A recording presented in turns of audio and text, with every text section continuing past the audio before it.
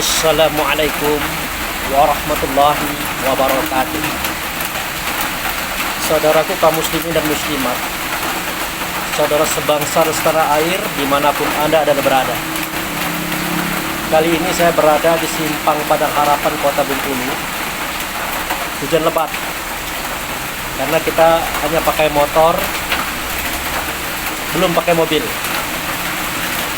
Dan sekarang saya berteduh di sebuah hotel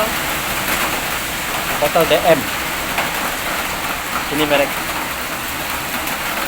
Jadi sambil menunggu hujan berhenti, saya mencoba untuk menyampaikan jawaban dari pertanyaan salah seorang daripada Abu Fikir Lovers. Di situ beliau bertanya kepada saya. Nah, pertanyaan ini ditimbulkan dari seketika dia menonton. Mengapa kok laki-laki tanda dewasanya bermimpi dengan mimpi basah? Artinya, di dalam mimpi itu sang laki-laki pasti melakukan hubungan dengan perempuan. Dan itu dipilih oleh Allah sebagai tanda mereka dewasa. Jadi, kalau ditanyakan apa sebabnya, jelas ada hubungannya dengan perkembangan tubuh badan jasad mengenai kedewasaan seseorang. Nah, kalau perempuan, tanda dia dewasa adalah menstruasi. Itu adalah momentum di mana ovarium memproduk ovum atau kantong telur memproduk telur perempuan. Nah, seketika itu digerak atau digelindingkan atau dijalankan menuju rahim, maka itu semestinya ada pembuahan daripada spermatozoanya laki-laki. Oleh karena tidak adanya pembuahan tadi, maka ovum atau telur tadi menjadi pecah, membusuk, kemudian mencair menjadi darah. Itulah yang dibuang. Nah, sementara tubuh itu, badan itu, jasad itu, yang di dalamnya ada ovarium, terus memproduk ovum tadi. Terus. Nah, oleh karena pembuahan itu tidak terjadi, maka produk-produk itu selalu dibebaskan, digelindingkan, mestinya dibuahi. Oleh karena tidak dibuahi, maka dia membusuk, dia pecah, dia mencair, jadilah darah kotor. Itu perempuan. Nah, kalau laki-laki begitu juga, ada sesuatu yang bernama testis. Kalau istilah orang sekarang itu lato-lato. Lato-latonya laki-laki. Itu terus memproduk spermatozoa. Terus diproduk. Nah, jika itu tidak dipakai, dia akan melimpah.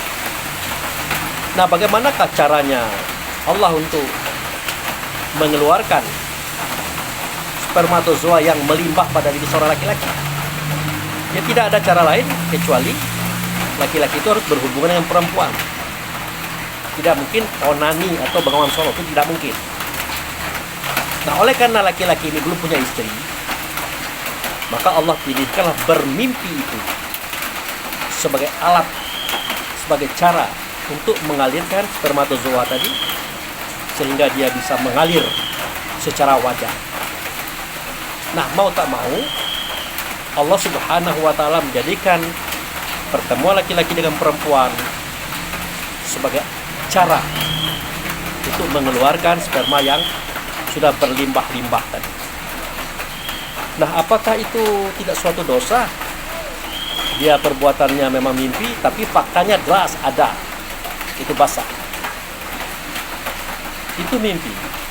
Artinya sesuatu yang tidak terjadi secara fisik. Sedangkan hukum yang ada di dalam Islam itu lebih banyak condong kepada persoalan fisik dan perlakuan fisik. Jika itu perlakuan batin yang belum menjelma dalam bentuk fisik, maka jatuh hukumnya belum ditentukan. Walaupun ada beberapa hal yang dalam bentuk batin belum dipusikan, tapi dianggap oleh Allah suatu pelanggaran. Misalnya, seorang suami berhubungan dengan istri, maka sang suami membayangkan perempuan lain selain istrinya. istri membayangkan laki-laki lain selain pada suaminya. Itu diharamkan. Ada peraturan seperti itu. Memang tidak real, tapi jatuh hukumnya. Nah, persoalan perhubungan atau persetubuhan laki-laki dalam mimpi ini tadi adalah sebuah pilihan Allah yang tidak bisa kita ganggu-gugat dan tidak bisa kita salahkan, karena satu-satu cara bagi Allah untuk kita adalah dengan adanya bermimpi basah. Nah, pertanyaan daripada pemirsa ataupun Abu Fikir Lovers yang menonton video saya, yang merasakan mimpi itu ruhkah atau tubuh? Nah, kan begitu. Nah, jadi kalau itu pertanyaannya adalah yang punya rasa itu adalah ruh. Yang punya rasa itu adalah ruh. Kalau tubuh tidak punya rasa. Buktinya, seketika kita tidur, seketika kita pingsan, seketika kita dibius dalam operasi.